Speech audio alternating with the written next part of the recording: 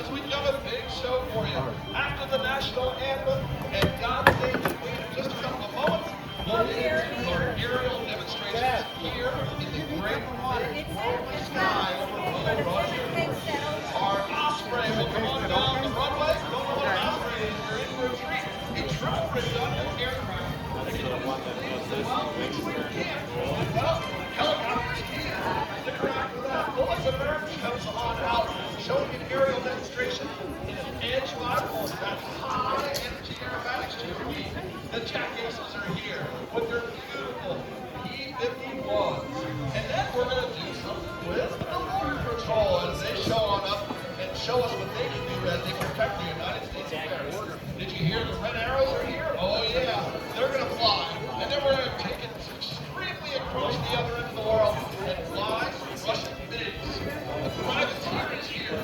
It looks like it means going forward, but not quite. Is this the Avengers team? Listen, friends, will come on back as well as the house. Jet truck, we're going to take a flight and see who wins. Airplane or a jet. Rounding out the day will be the Viper demonstration team. Stick around, ladies and gentlemen. We're about to have a great day here in Ledyard, Michigan.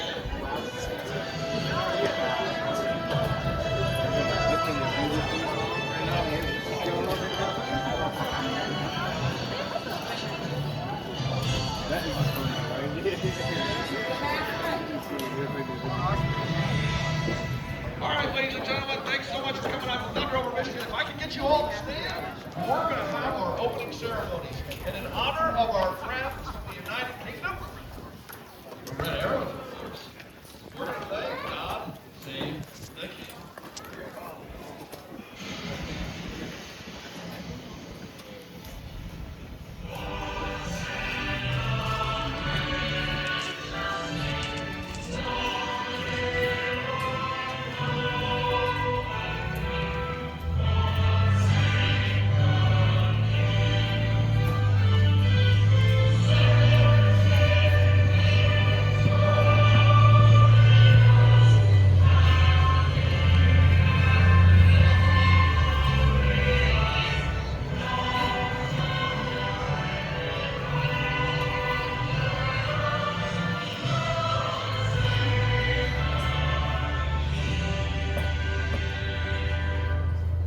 Ladies and gentlemen, please remain standing, and veterans, render a hand salute for our national anthem. Please welcome multilingual voiceover artist and singer, Tina Newhouse.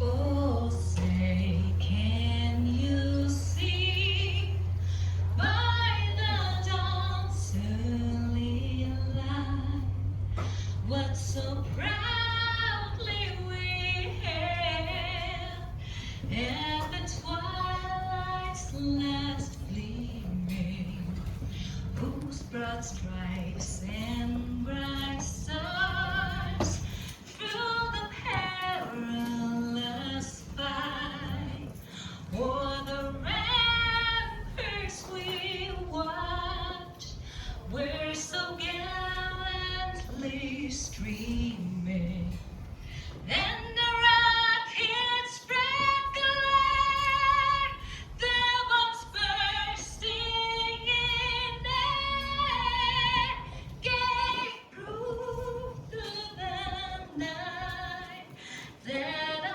flag was still there.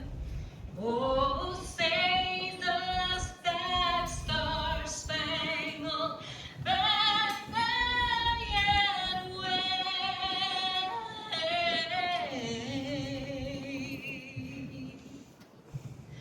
o'er the land of the free and the home of the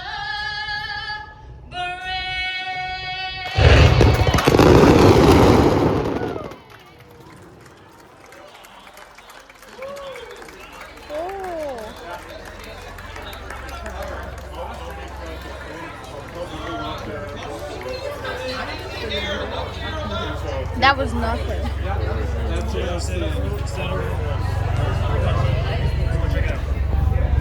Alright, let's go check it out. As if you need a little more smoke, we're going to bring this one right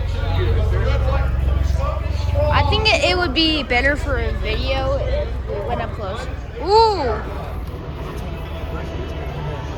crap.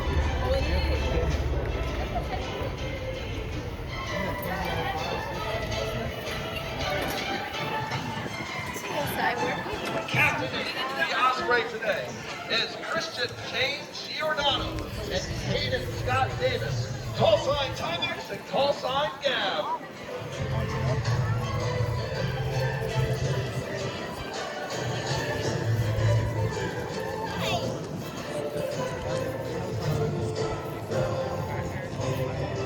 Now you may have noticed the odd shape of the Osprey. It is multifaceted in its conditions that include tactical recovery of personnel of aircraft, or aircraft I should say, and casualty evacuation, as well as combat assault transport.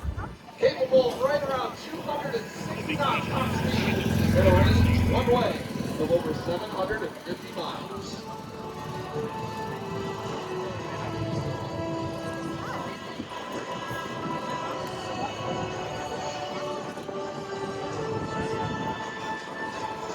Now as Gab and Timex bring the aircraft on around, you think to yourself, what happens if he loses one engine? Believe it or not, the other engine built, the aircraft has tripped redundant systems. This aircraft, a joint venture between Boeing and Bell Helicopter.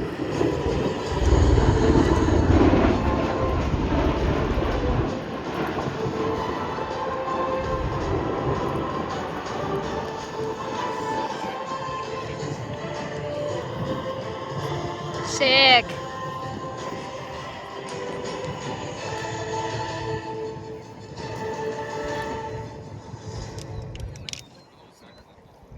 As we bring the Osprey back around, he will fully demonstrate the capabilities of the aircraft. Now, it is the first production of the aircraft of its type.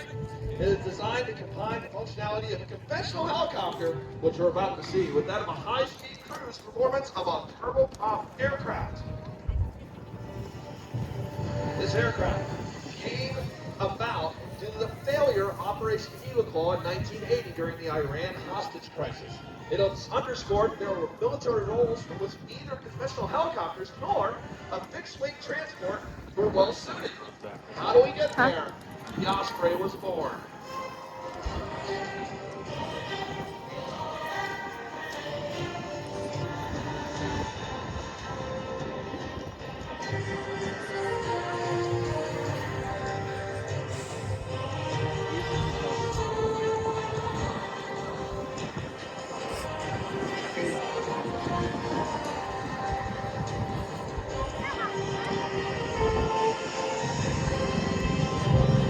Now, since entering Wow.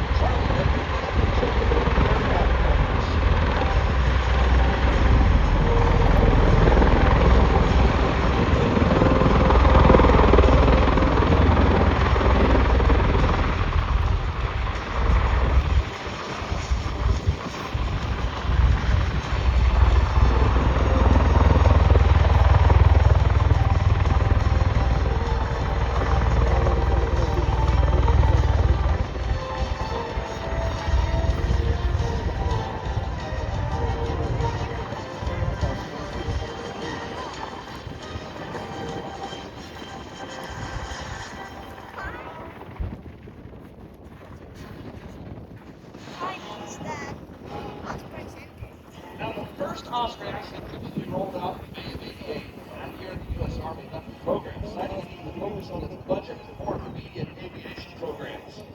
In '89, though, the V-22 survived 2 separate Senate votes that could have resulted in cancellation of the program. Despite the Senate's decision, the Department of Defense instructed the Navy not to spend more money on that of the V-22. As development cost projections greatly increased in '88, Defense Secretary Dick Cheney tried to keep funding from 1989 to '92, but it was overruled by Congress, which provided the unrequested program funding.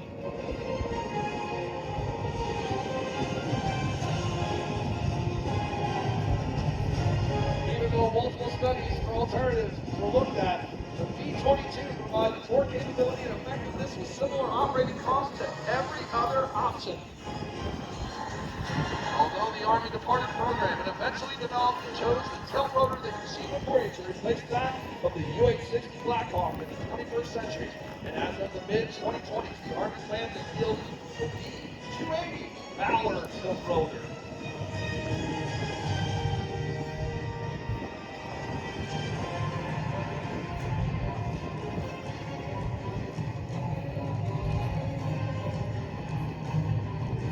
As we recover the tilt rotor to stage left, air show left, let's hear it for Timex and Gab.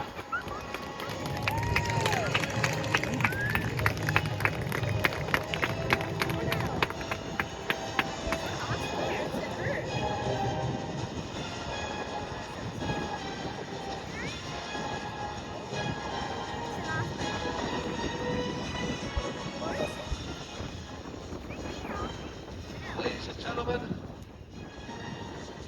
take a break from our next act here for just a moment because I want to talk to you for a moment.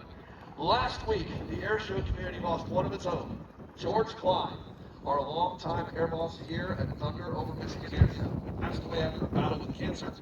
And for more than 25 years, George was the standard by which air bosses across the country were measured. A retired FAA and United States Air Force air traffic controller, he was an ICAS instructor, a board member, and a man who testified before the National Transportation Safety Board on behalf of this entire industry. He was an honorary member of the United States Air Force Thunder Birds, and by every account, a driving force for the safety of air shows across North America. His son Brad carries that torch forward, and the entirety of the air show family stands behind him. Today's show, and every moment of it, is dedicated to the memory of the one we looked up to most. We're grateful for everything he gave to this industry and to this show. He'll be deeply missed. We wish to dedicate today's show to our longtime air boss, George Klein. Now please join me for a moment of silence and a 3-volley salute in tribute.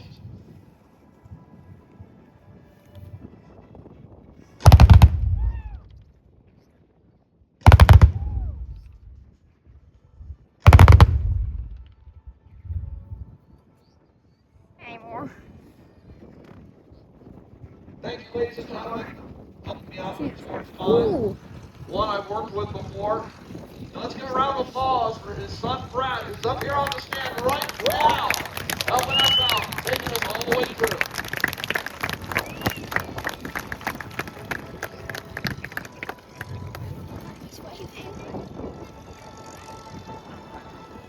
Come on.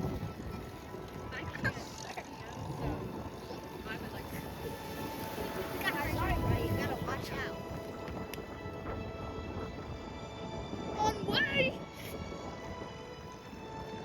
Look at the Osprey. He's landed down there. Am I going back to the airport? All right, ladies and gentlemen, if you are looking for something to do, and I don't know why you would, I mean, there's a lot going on out here. We're getting our next performer into position, Miss Melissa Burns. But, kids, make sure to check out Whoa. Science, Technology, Engineering, Math, Kind of over there. We have it about the rest of the activities are happening over there. You can go check it out. But I direct your attention to Air Show Right as we get ready to launch Melissa Yeah, Burns. it's actually moving really fast, so my camera isn't catching up. Look at the